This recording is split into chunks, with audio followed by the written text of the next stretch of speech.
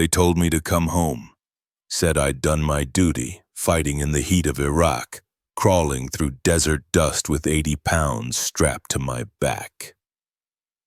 They said I'd earned peace, but when I stepped off that plane in Georgia heat, I got a message that cut deeper than any bullet. Don't bother coming home. The locks are changed. The kids don't want you. That's what my wife of 15 years wrote while I was carrying a rifle for this country. She thought locking a door would keep me out. She thought a lawyer's threat would scare me. She forgot who I am. My name is Jack Branner.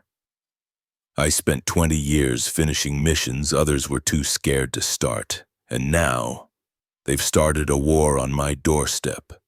You want to see what happens when you push a man who has nothing left to lose? Stay with me. I stood there in 95-degree Georgia heat, the sun burning down on my shoulders, my boots sinking into the soft asphalt, phone buzzing in my hand. 15 years of marriage, gone with one text. She promised me, before I boarded that C-130, that we were a team, that she'd keep the house, keep the kids safe, wait for me to walk back through that door. But while I was out there hauling 70 pounds of gear, clearing rooms and counting every mile until I made it home, she was busy changing locks and changing loyalties. She thought a text could end me, thought a lawyer could scare me into walking away. She forgot who she married. I didn't fight wars overseas to come home and surrender here. This isn't about pride. This is about my son, my daughter, who deserve to know their father didn't quit. If she thinks a lock and a lawyer will stop me from fighting for them, she's about to learn what real fear feels like. This isn't over. This is just the beginning. I didn't waste time. I called the only person I trust, Wyatt, a man who carried a 70-pound ruck beside me in Kandahar, a man who never flinched under fire. I need eyes on my house, I told him. Need to know who's coming and going, need to know if she's alone. Wyatt didn't ask why. He knew. By sundown, he sent me photos. High resolution, clear as day. There was a black Cadillac parked in my driveway, 20 feet from the front porch I built with my own hands. A man, maybe 6 feet tall, stepping out with a confident smirk, carrying a leather briefcase like he owned the place. My wife stood in the doorway, smiling at him, her hand brushing his arm, the same hand that once held mine before I shipped out. That was all I needed. This wasn't a mistake, wasn't a one-time slip. This was betrayal, planned and comfortable. I felt the rage boil, but I kept it steady like I always did before a mission. My kids were inside that house, and I wasn't about to let some man replace me.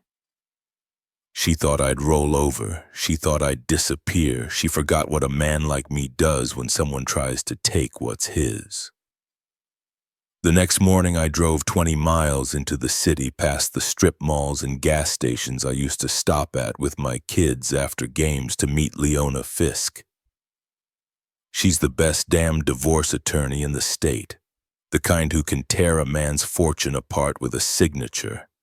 Her office was cold glass and steel, air conditioning set to 68 degrees, the hum of power in every corner.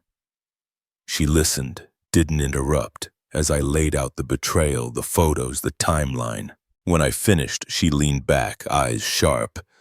"Jack, you don't want her back, do you?" I shook my head. "No, I want what's mine, and I want my kids." Her smile was thin, like a blade. "Then we'll hit them where it hurts." She laid out the plan, precise like a mission brief. Freezing accounts, locking down assets, filing custody claims backed by evidence that would stand in any court. I signed every document without hesitation. As I walked out, I felt the weight of war again. But this time it wasn't a rifle across my chest. It was the promise I made to my children the day they were born. No one takes them from me. No one replaces me in their lives, not while I'm still breathing. Wyatt called me that evening, his voice low, steady. "Jack, you need to see this." He sent over another set of photos. That Cadillac was parked in my driveway again at 10:45 p.m., headlights off, engine running. The man stepped out, walked straight to the front door, let himself in with a key. My wife didn't meet him at the door this time. No, she was already waiting in the living room, lights dimmed, wine glasses on the table I built with reclaimed oak 10 years ago. He kissed her, long, familiar, like he'd done it 100 times before. Wyatt's camera caught it all from 30 yards out, using a lens that could read the label on the wine bottle. I sat there in my truck, parked a mile away, watching the timestamps, every second pounding like a hammer in my chest. This wasn't some fling. This was a replacement, a theft in plain sight in the home I paid for with every dollar earned, every mile marched, every scar on my back. I could have driven over, could have kicked down that door, but that's not how I win. That's not how a man like me takes back what's his. No, I would dismantle him piece by piece, legally, financially, until he had nothing left to take. At 7:00 a.m. sharp, I walked into Leona's office with the photos Wyatt took, a flash drive in my pocket and a calm that only men who've seen war understand. She studied each image, her eyes narrowing, lips tightening. This is enough to prove cohabitation during marriage, misuse of marital property, and grounds for contested custody, she said, her voice cold, professional. I nodded. Then file it. She didn't waste time. By 9 a.m., the paperwork was in motion, freezing accounts, filing injunctions, and locking down every dollar tied to my name. At 10:15 a.m., her lawyer called, screaming threats, calling me a monster. I didn't even respond. I just stared out that office window at the Atlanta skyline, thinking of my kids. My boy, 13, practicing football, throws in the backyard using a ball I gave him on his birthday. My girl, 11, who still draws me pictures when she's scared at night. They were worth every step of this fight. My wife thought she could replace me, let another man walk into my home, tuck my kids into bed, and call it his family. She didn't know that a man like me doesn't quit. Not overseas, not at home, not ever.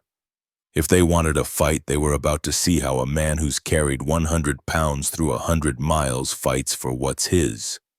They thought locking me out would break me. They thought a lawyer's letter would shut me down.